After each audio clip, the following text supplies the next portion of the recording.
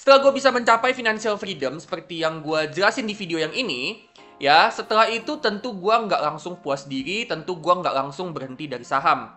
Tapi kedepannya gue masih akan terus ekspansi portofolio gue, dan untuk kedepannya, gue ada rencana untuk ekspansi ke bursa Amerika. Ya, tentu saham di Indo nggak akan gue jual, nggak akan gue pindahin, jadi bukan pindah, tapi ekspansi. Nah, di video kali ini gue bakalan jelasin ya gimana sih strategi investasi gue di saham Amerika untuk kedepannya.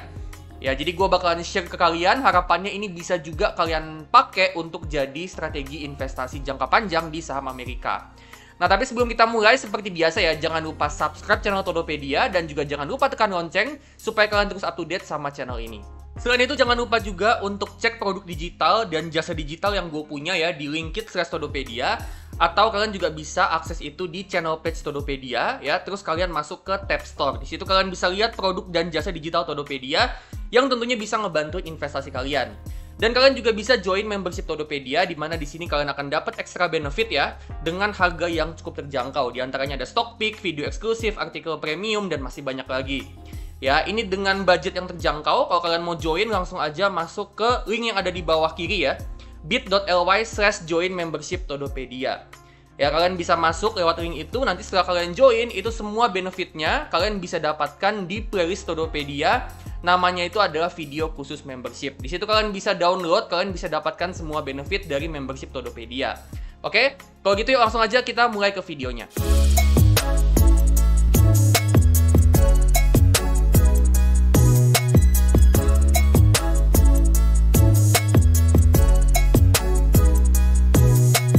Oke, jadi kita bakalan bahas ya gimana sih strategi gue pribadi ya, strategi Todopedia ya untuk investasi nih di saham Amerika, di saham US untuk kedepannya. Gimana strategi gue? Ya, jadi untuk investasi di saham US ini memang gue kedepannya mau mulai untuk lebih banyak investasi di sana. Ya, dimana ketika kemarin gue udah share ya kalau gue udah bisa financial freedom ya, tentu gue nggak akan stop sampai di financial freedom aja. Tapi gue akan mau lebih banyak untuk ekspansi portofolio ke saham-saham yang ada di bursa Amerika. Gitu ya. Jadi untuk investasi di saham-saham di bursa Amerika, strategi gue itu yang pertama itu adalah capital gain investing.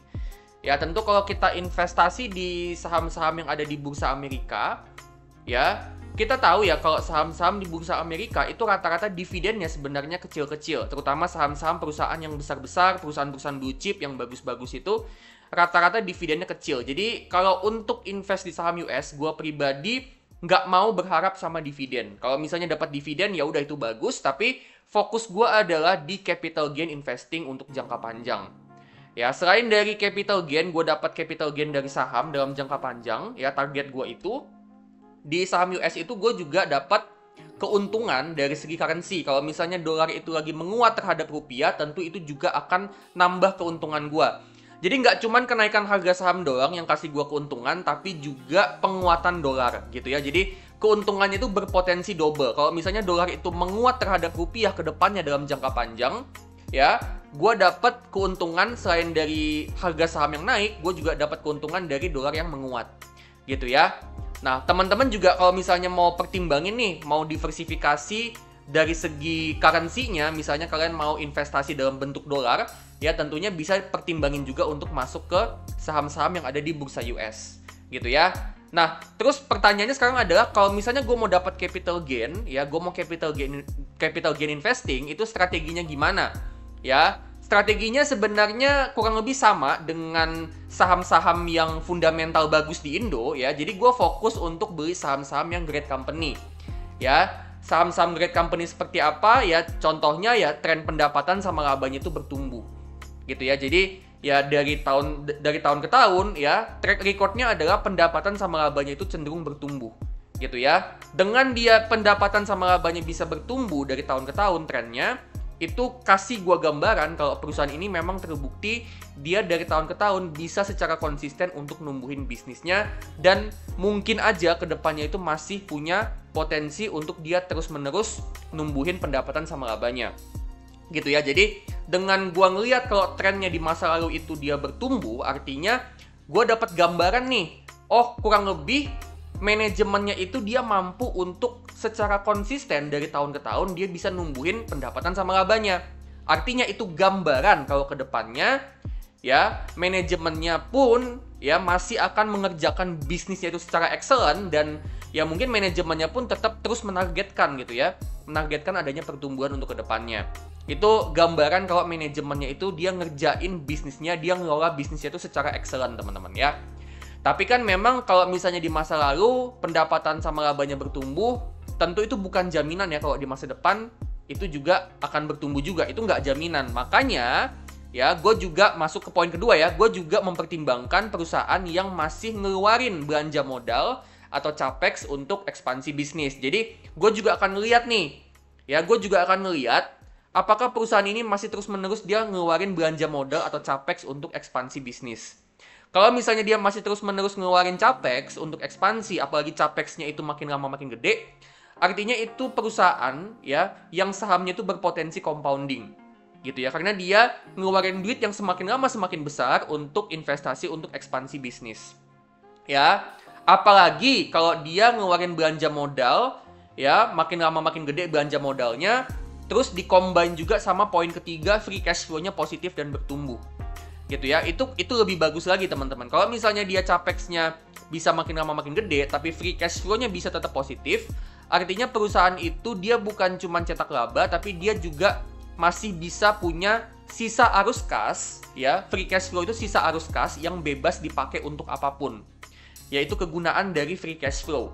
Dia ini arus kas bebas yang bebas dipakai untuk apapun. Ya, tapi biasanya free cash flow ini dipakai untuk pertama bagi dividen, yang kedua itu buyback saham, yang ketiga itu bayar utang. Jadi free cash flow ini adalah arus kas yang dipakai untuk kasih keuntungan buat investornya. Jadi logikanya kalau free cash flow-nya positif, apalagi bertumbuh, artinya investor itu dari tahun ke tahun dia bisa dapat arus kas yang bisa menguntungkan dia.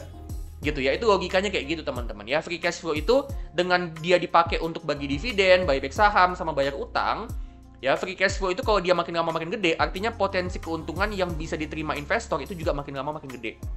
Dan memang kalau untuk saham-saham di bursa US itu seringnya buyback teman-teman ya. Jadi dia itu lebih banyak untuk ngelakuin buyback daripada bagi dividen. Gitu ya, dengan dia ngelakuin buyback ya itu bisa mendorong kenaikan harga saham dalam jangka panjang. Gitu ya, dan ya poin keempat ya, tentu kita mau perusahaan yang ngelakuin buyback teman-teman ya.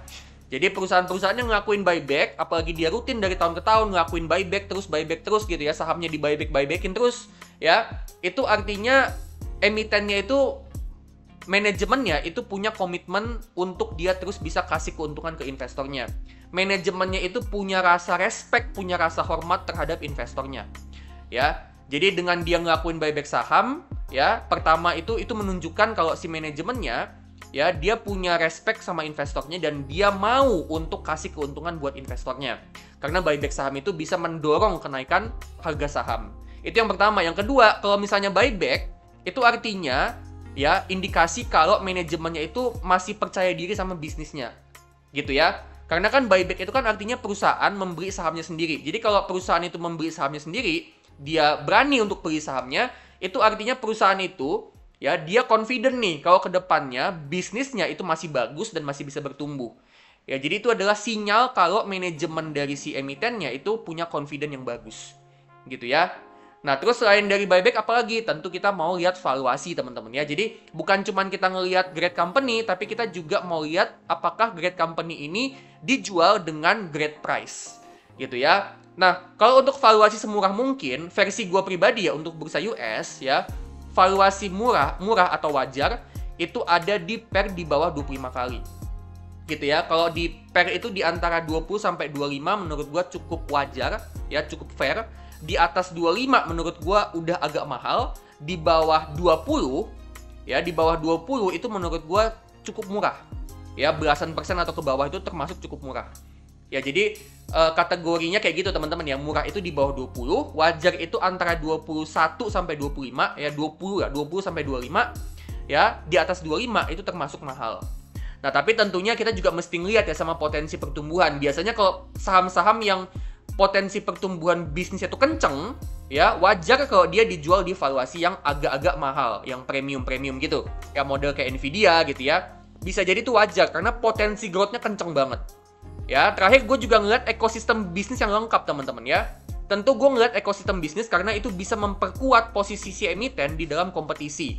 Ya, kalau ekosistem bisnisnya itu lengkap, artinya si emiten itu, si perusahaan itu, bisnisnya ya itu layanannya bisa lengkap, bisa banyak banget fitur-fitur, bisa banyak servis yang bisa dinikmati sama pelanggannya.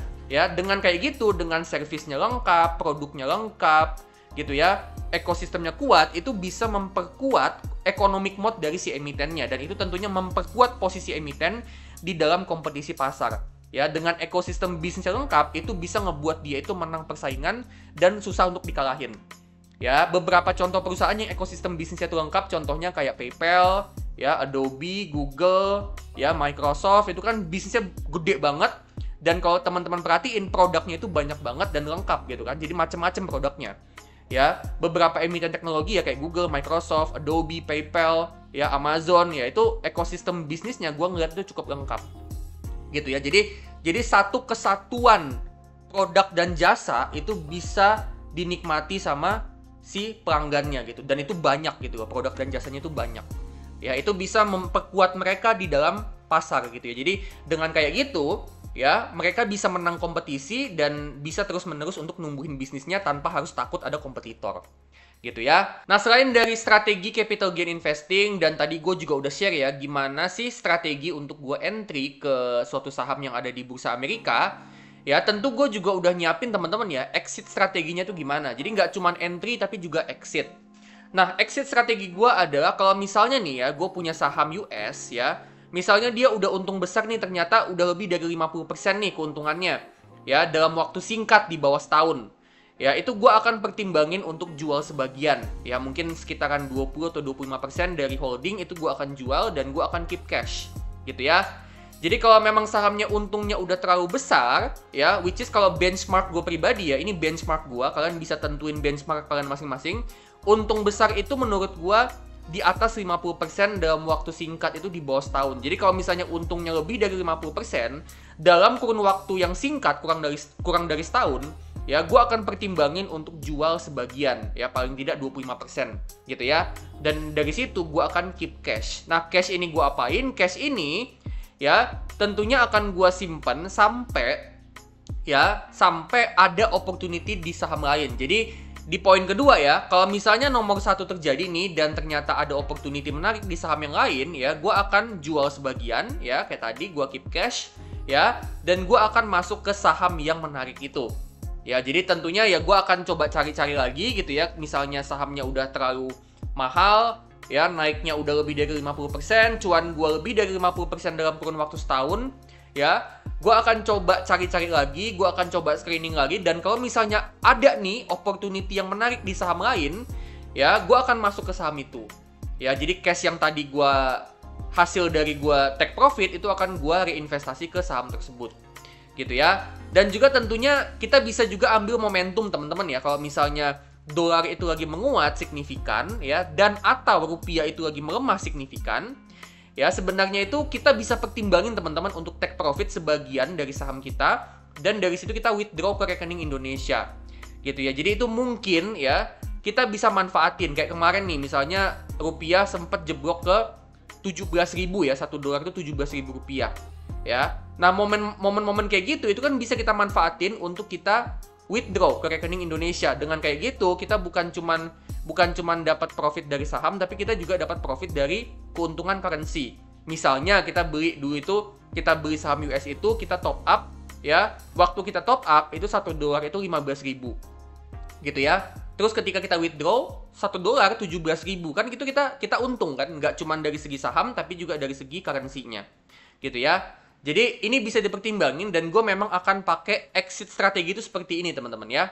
Exit strateginya kurang lebih kayak gini ya. Jadi kalau gue ngeliat ada saham yang untungnya udah terlalu besar, apalagi kalau misalnya udah beggar teman-teman ya, udah beggar dalam waktu singkat ya, kurun waktu setahun ya, gue akan pertimbangin untuk jual sebagian, atau bahkan kalau misalnya udah gede banget ya, di atas 100%, bisa jadi gue akan pertimbangin untuk jual semuanya dan keep cash gitu ya. Dan tentunya gue akan terus cari opportunity yang menarik di saham-saham yang ada di Bursa Amerika ya. Gue pribadi sebenarnya suka di sektor-sektor kayak teknologi, finansial, sama retail. Kalau di US itu ya menurut gua nih ya, yang menarik itu di sektor-sektor teknologi, retail, sama finansial. Itu di sektor-sektor itu tuh biasanya saham-sahamnya bagus-bagus rata-rata gitu ya.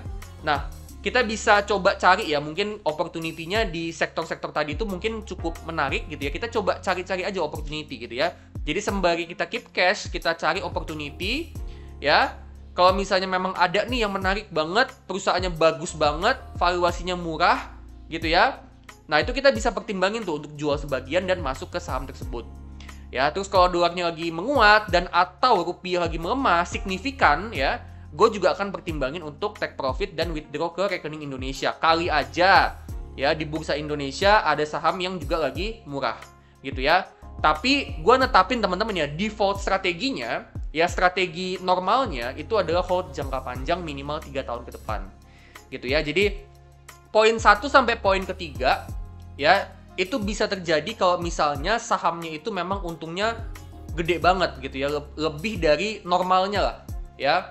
Misalnya ya ada saham yang memang kenceng banget geraknya gitu ya, dalam kurun waktu setahun ya untungnya lebih dari 50%, ya tentu gua akan pertimbangin untuk TP. Tapi by default holdnya itu, holding periodnya itu jangka panjang teman-teman. Ya, jadi default strategi gua adalah hold jangka panjang minimal 3 tahun ke depan. Maksimal berapa? Maksimalnya hold forever. Ya, maksimalnya hold forever. Ya, tapi untuk default strategi, karena gue tipe yang investor itu yang tipenya itu sepasif mungkin, gue nggak gitu suka untuk banyak-banyak jual beli, kecuali kayak poin pertama sama kedua tadi. Ya, gue tipe yang holdnya jangka panjang, ya minimal 3 tahun ke depan. Nah, sekarang gue bakalan spill ya portofolio saham US gue dan saham-saham apa aja sih yang masuk ke dalam watchlist gue.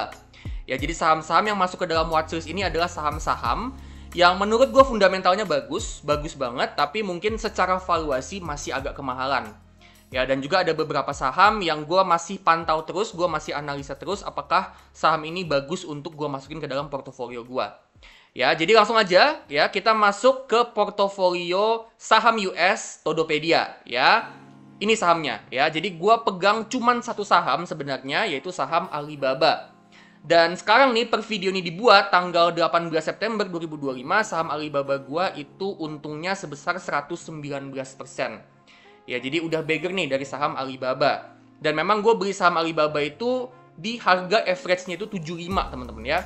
Waktu kemarin di sekitaran 2023 sampai 2024 itu gue banyak all in di saham Alibaba.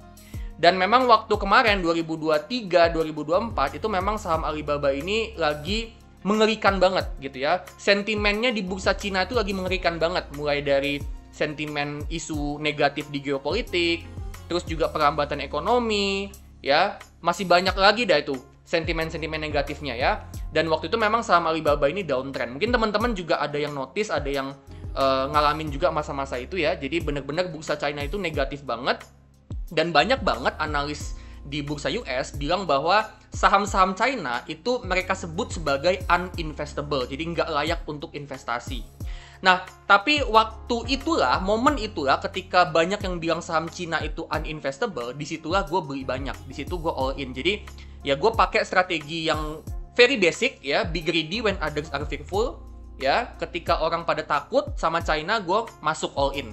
Dan sekarang gue bisa untung 119%. Gitu ya. Jadi waktu itu memang gue ngelihat bahwa saham Alibaba ini dengan dia turun terus gitu ya, dia ini sebenarnya masih jadi perusahaan yang bagus ya, perusahaan teknologi besar ini di China. Jadi banyak banget bisnisnya Alibaba ini ya, mulai dari e-commerce ya, bisnis consumer, logistik, ada Alibaba Cloud juga, cloud computing gitu ya. Jadi untuk Alibaba ini bisa collapse, menurut gue nggak akan lah ya, gede banget bisnisnya, ekosistemnya juga udah kuat banget gitu ya. Belum lagi dia juga punya international commerce. Jadi e-commerce-nya itu nggak cuma di China ya, tapi dia juga punya e-commerce internasional. Contohnya kayak Lazada. Ya, jadi Lazada itu buat yang belum tahu, Lazada itu di bawahnya Alibaba Group gitu ya. Nah, gue ngeliat Alibaba ini bisnisnya kuat, manajemennya juga masih ada upaya untuk terus ngembangin bisnis ya, ditambah manajemennya itu nggak cuma dia ngembangin bisnis, tapi dia juga mau buyback. Dan waktu itu memang dari segi net income ya memang menurun, tapi masih positif. Free cash flow-nya si Alibaba juga masih positif gitu. Jadi gue ngelihat bahwa oh ini sebenarnya perusahaan yang masih bagus, manajemennya rutin buyback saham, ya, ditambah juga ini harga sahamnya lagi murah gitu, lagi turun. Jadi gue waktu itu berani all in. Di tengah orang lagi pada kabur dari China, gue all in. Dan sekarang gue bisa cuan 119%. Nah, itu saham yang gue pegang. Kedepannya gimana? Apakah gue akan take profit? Belum. Karena gue ngelihat Alibaba ini potensi pertumbuhannya masih ada seiring dengan dia ini, sekarang ini dia jor-joran untuk ngembangin AI, teman-teman ya. Buat teman-teman yang pernah pakai AI-nya Alibaba, namanya itu Qwen, ya, itu AI punyanya Alibaba Cloud. Itu masih terus dikembangin dan manajemennya masih ngeluarin duit yang cukup banyak untuk investasi untuk ngembangin cloud. Jadi gue ngeliat kalau Alibaba ini ke depannya dengan dia ngembangin bisnis cloud, ya, ini potensi pertumbuhannya masih cukup besar untuk ke depannya. Ditambah juga bisnis cloud ini bisnis yang high margin. Jadi bukan cuman dia potensi pertumbuhannya gede untuk ke depannya, tapi menurut gue Alibaba ini dia akan mengalami peningkatan profit margin. Gitu ya. Bisnis cloud ini memang terkenal dengan bisnis yang cukup high margin. Jadi harapannya itu bisa ngebantu bukan cuman dia semakin bertumbuh pendapatannya, tapi juga dari segi efisiensi, dari segi profit margin itu juga bisa meningkat. Jadi labanya bertumbuhnya lebih kencang lagi. Jadi gue ngeliat potensi pertumbuhan Alibaba ini ke depannya cukup besar, terutama untuk jangka panjang, makanya gue memutuskan untuk hold. Gitu ya. Nah, untuk saham yang gue jadiin watchlist, ini ada beberapa ya. Dan ini memang saham-saham teknologi besar yang di Amerika. Dan memang kalau kita lihat ya Microsoft, Alphabet, Google, Meta, Nvidia, PayPal, ini saham-saham perusahaan yang memang kinerjanya bagus banget, pertumbuhannya juga bagus, dan kedepannya perusahaan-perusahaan ini tuh masih terus ngembangin bisnisnya. Mereka masih terus ngembangin cloud infrastructure-nya, dan mereka itu jor-joran ngeluarin investasi untuk dia ngembangin cloud-nya mereka. Ya, data center-nya dikembangin, infrastruktur digitalnya dikembangin gitu ya. Harapannya kedepannya itu bisa ningkatin kualitas produk dari perusahaan-perusahaan ini. Jadi perusahaan-perusahaan besar ini meskipun udah jadi perusahaan teknologi yang gede, mereka ini sebenarnya masih terus investasi untuk ngembangin bisnis. Gitu ya. Nah, cuman untuk beberapa perusahaan kayak Microsoft, Google, Meta, Nvidia, menurut penilaian gua, menurut analisa gua, di valuasi yang sekarang mereka ini udah terlalu mahal. Jadi udah naiknya udah tinggi banget belakangan ya. Mungkin teman-teman yang pegang Microsoft, pegang Google, Meta, Nvidia, mungkin kalian juga udah dapat profit gede gitu. Tapi ya dengan dia udah naiknya udah tinggi, ya menurut gua udah terlalu mahal nih untuk dibeli sekarang.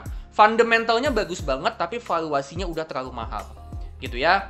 Nah, satu lagi PayPal. Nah, ini PayPal ini sebenarnya yang murah teman-teman ya. Bisa dibilang dia ini valuasinya cukup murah, ya. Kinerja fundamentalnya juga cukup bagus, tapi gua ngelihat kayaknya PayPal ini ada indikasi perlambatan pertumbuhan dan ada potensi kompetisi.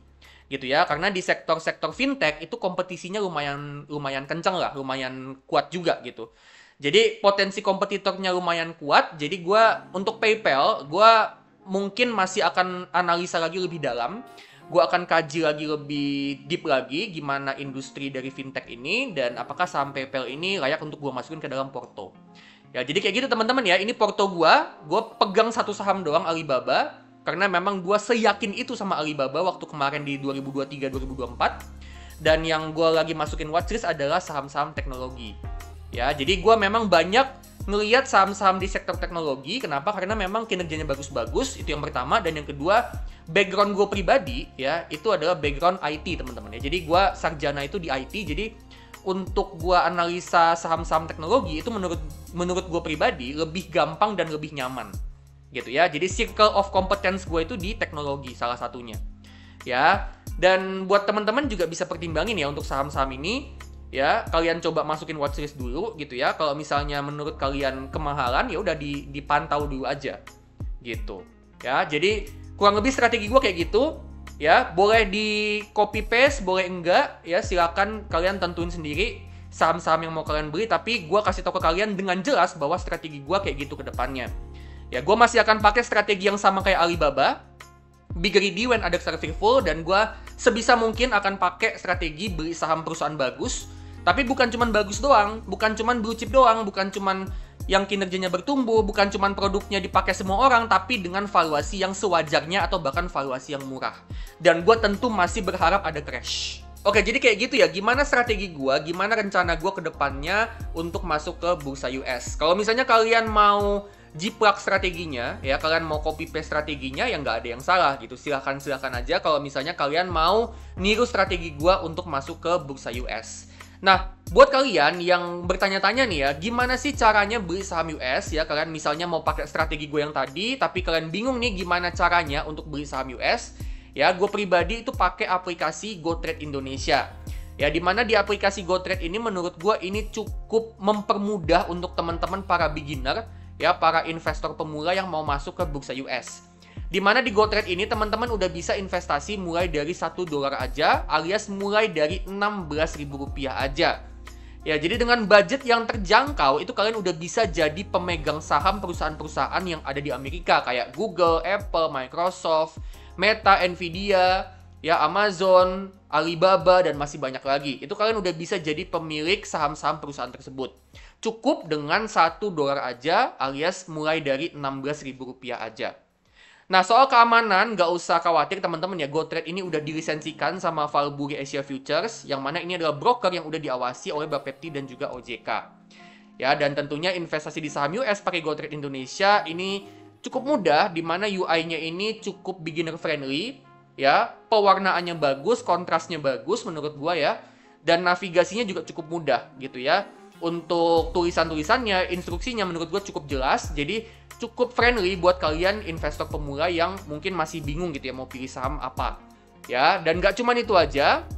Di GoTrade ini juga ada fitur yang bisa ngebantu teman-teman, contohnya kayak trading signal ya, ada insight-insight juga, tesis investasi untuk saham-saham tertentu. Ya, dan nggak cuma itu aja, tapi di setiap sahamnya di bagian bawahnya teman-teman ya, itu teman-teman juga bisa ngeliat ya apa aja sih berita-berita, ya, gimana analisa-analisa dari beberapa website, beberapa sumber informasi, ya, gimana analisa-analisanya, ya, apa aja berita terbarunya, itu juga kalian bisa dapat info-info dari situ. Jadi, kalian investasi di saham US, di GoTrade itu tentunya belinya itu nggak buta gitu ya. Kalian dapat informasi, dapat insight, dapat trading signal, gitu ya. Jadi, itu juga ngebantu kalian untuk bisa milih saham yang terbaik untuk investasi jangka panjang. Ya, dan buat kalian yang mau registrasi itu kalian bisa langsung aja pakai kode referral gua 347752 untuk kalian bisa dapat bonus saldo di GoTrade itu up to $120. Ya, kalian bisa dapat saldo ya, bonus saldo langsung ya up to $120, dan tentunya itu kan bisa ngebantu kalian dong untuk segera mulai investasi di saham-saham di bursa Amerika. So, itu dia ya teman-teman ya untuk investasi di bursa Amerika. Menurut gua pakai GoTrade ini cukup ngebantu teman-teman yang masih pemula. Oke, jadi itu dia gimana strategi gue ke depannya investasi di saham US ya. Jadi gue ke depannya bakalan cukup banyak untuk masuk ke saham US, tapi gue nggak akan ngurangin porto gue di Indo ya. Jadi tetap porto di saham Indo tetap akan gue maintain, mungkin akan gue tambah juga tetap gitu ya. Jadi gue nggak akan pindah ya. Gue cuman ekspansi ke bursa Amerika gitu ya. Nah, kalau misalnya kalian suka sama video ini, jangan lupa klik like, bagiin video ini ke teman-teman kalian, dan juga kalian bisa kasih super thanks supaya gue makin semangat untuk bikin konten-konten yang terbaik buat kalian. Disclaimer ya, ini bukan ajakan untuk jual maupun beli saham-saham baik di bursa Indo maupun bursa US. Jadi keputusan untuk investasi ya itu sepenuhnya ada di tangan kalian masing-masing, dan tetap do your own research. Oke, kalau gitu gue pamit dulu dan sampai ketemu di video selanjutnya.